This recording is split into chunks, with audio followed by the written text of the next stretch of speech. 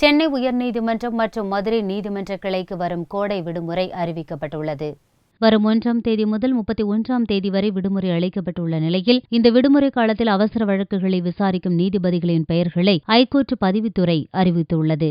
மே 1ஆம் தேதி முதல் 8ஆம் தேதி வரையில் நீதிபதிகள் கே சசிதரன், விமலா, பொன் கலையரசன் ஆகியோர் அவசர வழக்குகளை விசாரிப்பார்கள் என்றும், மே மாதம் 4ஆம் தேதி மற்றும் 5ஆம் தேதி ஆகிய 2 தினங்களில் நீதிபதிகள் கே சசிதரன், நீதிபதி விமலா ஆகியோர் காலை முதல் மதியம் வரை டிவிஷன் பெஞ்ச் வழக்குகளையும், அதன் பின்னர் பிற்பகலில் தனித்தனியாக பிற வழக்குகளையும் விசாரிப்பார்கள் என்றும் அறிவிக்கப்பட்டுள்ளது. மேலும் நீதிபதிகள் வழக்குகளை விசாரணை நடத்தும் நாட்களுக்கு முந்தைய 2 நாட்களில் ஐகோர்ட் பதிவுத்துறையில் அவசர வழக்குகளை தாக்கல் செய்யலாம். இதேபோல ஐகோர்ட் மதுரை கிளையில் அவசர வழக்குகளை விசாரிக்கும் நீதிபதிகளின் பெயர் விவரமும் வெளியிடப்பட்டுள்ளது.